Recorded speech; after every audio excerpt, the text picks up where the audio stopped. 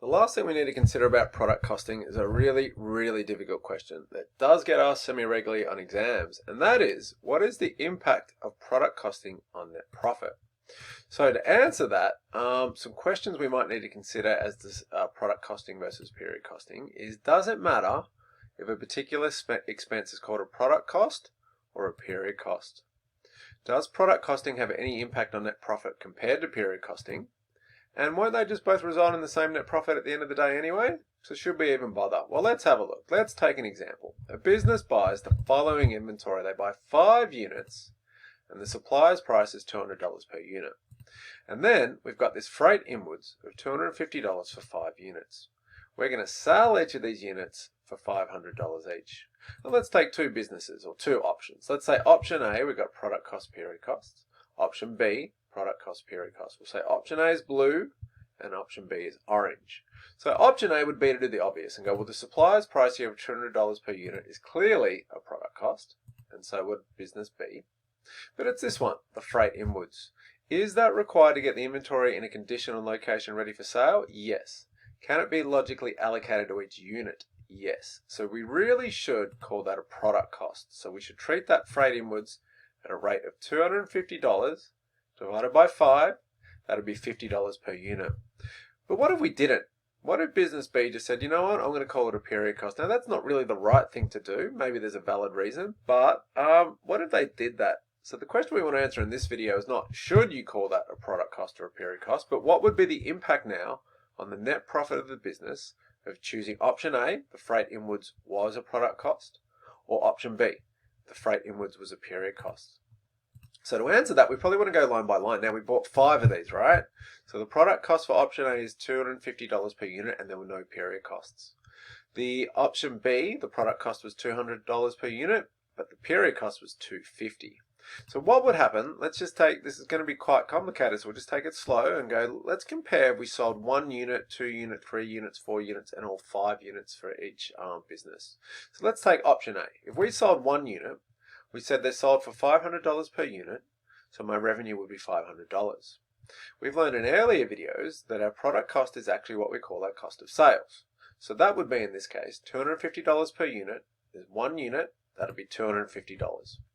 This business allocated all of the freight inwards to the inventory, so it actually has no period cost. So its period cost would be 0.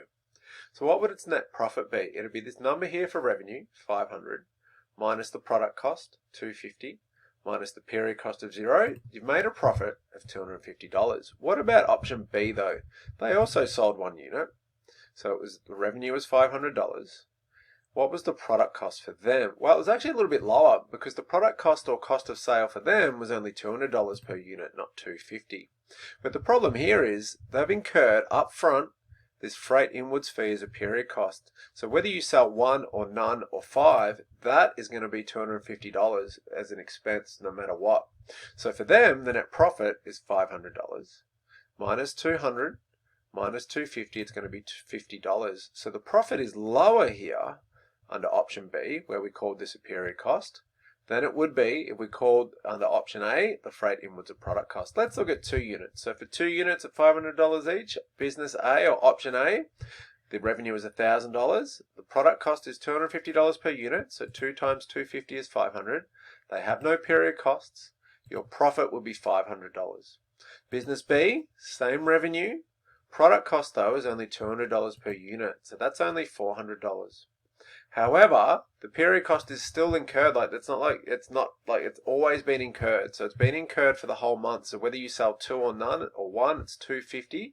And then if we look at the net profit here, it's only $350. Again, it is lower than option A. Let's take 3 units. If we sold 3 units, the revenue for 3 times 500 is $1,500. Option A, the product cost would be 3 times 250. That's $750. There's no period costs. So your profit would be $750. Option B, 3 units, total revenue at $500 each is $1,500. Product cost is $200 per unit, so 3 times 200 is $600. You've still incurred this period cost, it doesn't go away. It's still there at $250. So your net profit here is $650. It's still lower than it was with option A. What about if we sold 4 units at $500 each with option A? The revenue would be $2,000. The product cost or cost of sales would be 4 units times $250 each. That's $1,000. There's no period costs, so the net profit would be $1,000. For option B, we sell 4 units for $500 each. That's $2,000. The product cost or cost of sale is $200 per unit times 4. That's $800. We incurred that $250 period cost as freight inwards. So that is actually a net profit of $950. Now what we're seeing here is this is still lower than if we used product costing here. But what we can see at each level of sales is it's actually getting less lower, if that makes sense. So here the profit for 1 unit was $50 versus $250 for product costing. But here it was $350 versus $500, getting a bit closer. $650 versus $750, a bit closer. And then $950 versus $1,000, really close. What about if we sold all 5 units? We only bought 5 of these, so if we sold all 5, $500 per unit, that's revenue of $2,500. The product cost here is $250 per unit. 5 times $250 is $1,250. The period cost for the option A is 0. That's a net profit of $1,250. Option B, we sell 5 units for $500, so the revenue is $2,500. The product cost is $200 per unit times 5 units, that's $1,000. The period cost was $250. That is also a net profit of $1,250. And what we can see is the net profit now is exactly the same. Let's look at how it's the same but slightly different. So for option A, the revenue is $2,500. For option B, the revenue is $2,500. For option A, the total expenses if you sell all 5 units are $1,250. And so it is for option B. But it's how it's been allocated. We can see here for option A, all of the expense was allocated as a product cost. Whereas for option B, $1,000 was product and $250 was period, but it still equals the same, and we ended up with the same net profit.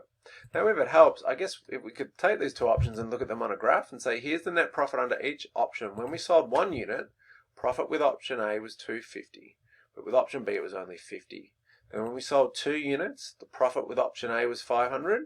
Option B was $350, so it got a bit closer. If we sold 3 units, the profit for option A was $750. For option B, it was $650, getting closer. For option 4, the profit with option A was for selling 4 units, the profit with option A was $1,000. The profit with option B was $950, so close. And then if we sold all 5 units, the profit was the same for either. That is so confusing. So what have we learned? Let's see if we can just sort of summarize that. What would we write as our answer here? I guess we could say what we've learned is product costing only expenses a cost when the inventory is sold, because that cost becomes part of the inventory. So if the inventory is not sold, there is no expense. Whereas period costing expenses all of the cost up front, regardless of the number of units sold. So in the example we just saw, with that freight inwards, if we sold only 1 unit, under product costing, it was only a $50 expense because that was part of the cost of sales. With period costing though, with that freight inwards, if we only sold 1 unit this month, $250 would be the expense. We expensed it all up front. It doesn't matter whether we sell 1. Now, if we use product costing and sold all 5, the cost would actually go from $50 to $250. Period costing, it's still $250. So how could we sort of summarize that? I guess we could say, as a rule, if product costing is used for a particular expense instead of period costing, the net profit will always be higher if all units are not sold. So we have some inventory left over at the end of the month and we don't sell them all. But second part to our answer is we're going to say the net profit will be the same if all units are sold. And this is actually our actual answer here that we would write on a particular question. What we need to understand is that the net profit is always higher with product costing if all units are not sold, but the net profit will always be the same if all the units are sold.